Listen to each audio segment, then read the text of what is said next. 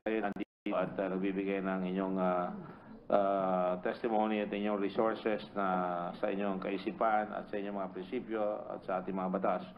But magse-session lang po kami sandali ng 3 o'clock and hopefully sabi ni Senate President Pimentel, aagahan niya yung session ng sa oras at pagkatapos ng resolution, i-adjourn namin kaagad yung session, suspend namin para bukas. In the meantime, siguro para safe, mga alas 4, no? Mga alas 4 po, tutuloy po natin. Pwede na po kayong lumabas muna at magsikain at alam ko hindi pa kayo kumakain dyan ng konti at para maayos. Babalik po tayo ng alas 4. Session is suspended until